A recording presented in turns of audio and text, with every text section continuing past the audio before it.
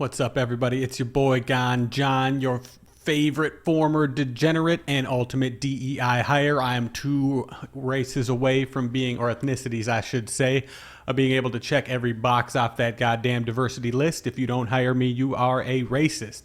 So today's story, I'm coming in with a real heater. It is one that I am embarrassed about to this day. I got plenty of those, but this one has some extra oomph to it. So formerly, I was a video game commentator, caster, shoutcaster, whatever you want to call it, for a game called Counter-Strike. And I managed to make this my job for a couple of years and ended up traveling around covering a lot of events. And it was a pretty awesome experience that I ruined due to my alcoholism, of course. So one of these stories comes from California, and we are covering an event out in California. It was actually brought on by the company I was working with at the time. And after every event, you know, your boy would like to get fucked up. I would like to get smashed, sometimes during the events, depending on my responsibilities were. So for this one, we're out in California. And right after the event, I decided to pick up a 1.75 and bring it to the event. Probably a bad look for my employers and everybody else there, but hey, you knew what time it was. It was time for me to get fucked up. Job's over. It's time to party. So go back to the hotel room, have a blast, drink with a bunch of the competitors, get down with them, have a great time. But the problem is, on this event, I had an early-ish flight. And by early-ish, I would say about noon. And I was drinking till about maybe 4 or 5.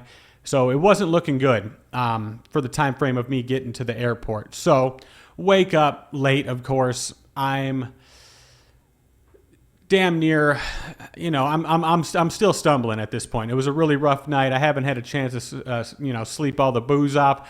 Didn't have time to get any booze in me to quell the, if you're a wicked alcoholic, you know what I'm talking about. You gotta have a little something in the morning to get you right. So get an Uber, rush to the airport, and I managed to get through TSA pretty quickly. And I find, okay, I actually have way more time than I thought I did. So what do? Of course, we gotta hit the airport bar. And so I hit one of these bars, and I'm drinking. I'll show a photo of a couple. I don't know how. I don't really remember why I took a picture with this couple, but I did, and we all cheers. And that's one of the last things I remember before getting kicked out. It's very vague, but I just remember arguing with someone that works at the airport bar. I don't remember why I got kicked out, but it's probably pretty obvious. I probably either fell asleep or was just saying some real ignorant shit. You never know when you're in that state exactly what's going to come out of you. But that couple liked me. I'll show this. I'll show this photo because that's the last classy thing that happened in this airport. So at the LAX airport, last thing I remember, again, getting kicked out of this bar. Next thing I remember is waking up randomly at a gate and coming out of my stupor, I realize, oh shit, where is my bag? My bag is not with me. And you've been to an airport, number one rule, and they broadcast it over the intercoms all the time, keep your luggage with you. So already I might be looked at suspiciously, but either way, they let me pass out at this airport at whatever gate for way too long. You can't fault LAX. They got a bajillion people coming through there. One guy slumped over in a seat. You just assume that he's waiting for his next flight. I was not waiting for my next flight. I learned I had missed my flight. So I wake up out of my stupor. Thank God. I reach in my pockets and I have my phone and my wallet. And that's all I really needed. So I walk up to one of the desks, information desk. I'm like, hey, I missed my flight. What are my options here? Do you have anything upcoming that I could catch? And the lady tells me, okay, to get back to Minneapolis, let me check. Oh, there's a flight boarding right now. It's almost on its last call, but it's way the fuck on the other side of the airport, and you're going to have to run for it. Now, I was in pretty good shape at the time, and getting over there stamina-wise was not going to be a problem for me. Had pretty good endurance, wasn't going to be a big issue. Problem was, she tells me, you have about 10 minutes to get there. And normally this is going to be, any of you familiar with the LAX, this is going to be at least a 25-minute jog or slash run. And so I'm hungover as shit. I'm sweating before I even start running. And I knew LAX decently at this point, so I knew kind of where I had to go. So I'm sprinting over there. I run as fast as I can. I'm sweating bullets. Booze is just pouring out of me instead of sweat. It might have been a mixture. I probably smelled horrible, but we were sprinting. I made it all the way across the airport, only to find my gate had already closed.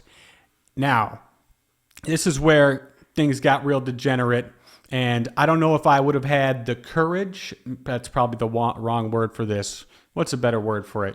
Not courage. Yeah, we'll just use courage. I wouldn't have had the courage to do this if I wasn't still hammered when I woke up. So when I pulled up to this gate, I didn't pull up, I sprinted up, I'm out of breath, and I see there's this Asian family there, and then the dad there is banging on the doors. Apparently, they, like me, had gotten way too drunk the day before and sprinted all the way over here only to find the door closed.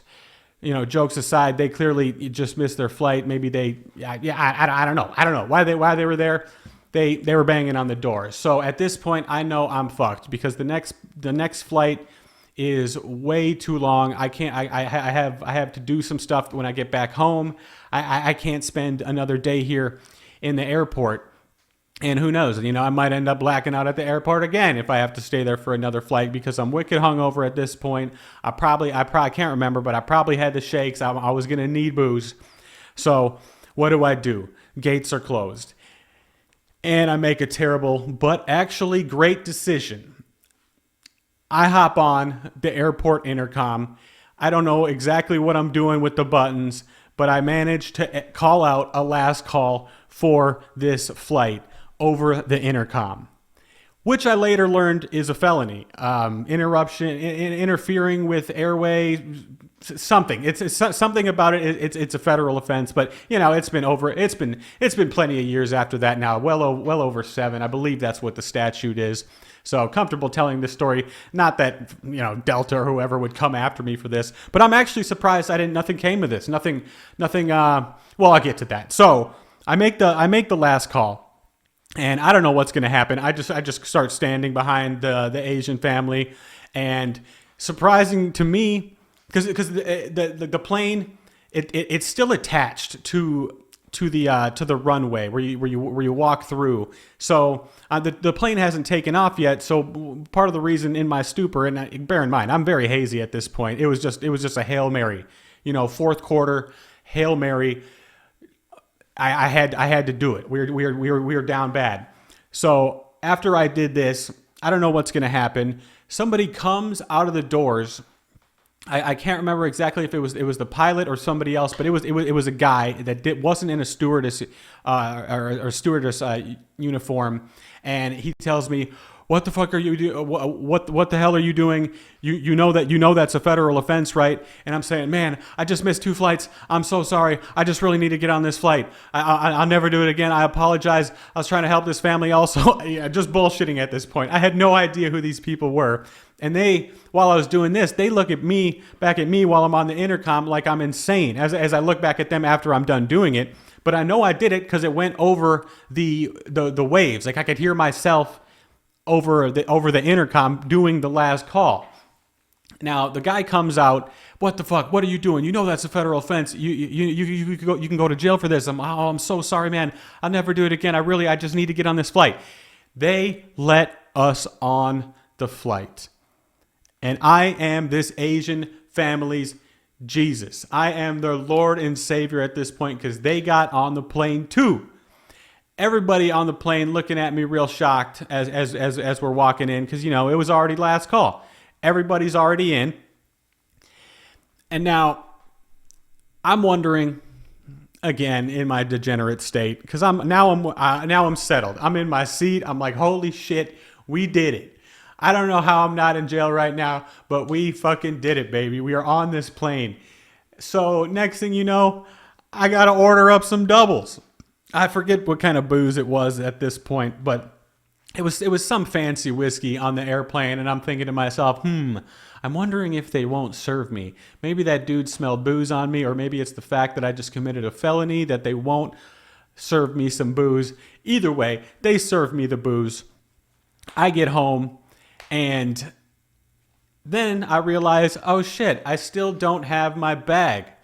And I write it off as a loss. A bunch of clothes in there, not really any equipment or anything that I would have been using or need. But surprisingly, a couple weeks later, I get a big old package sent to my house with an invoice, and it's my bag. Somehow I left something identifying in there that led, I forget if it was FedEx or somebody else. It was some company. I still owe them money. I'm never going to pay it. They shipped the bag back to my house, sent me an invoice, but I already had the bag. They clearly didn't have my information to run my card or anything. So I'm like, hey, I just saved a couple $100 and I got my bag back and I committed this felony. And I'm not proud of any of this. This is just for me to look back on, and hopefully for y'all to get some entertainment of how degenerate you can get off of the booze and the drugs, what have you. So don't try this. Don't hop on the airport intercom. They're probably more strict now. I think this was back in maybe 2012 or something. I could have been in jail. I could have ended up on a no-fly list. But instead, again, lucky, I get off scot-free. Hopped on the intercom, got my bag, got on the flight, got a sweet picture with these folks I can't remember. But yeah, hope you enjoyed that one. And don't do anything stupid like that. This is Gone John, and I hope you enjoyed it, and more to come. Peace.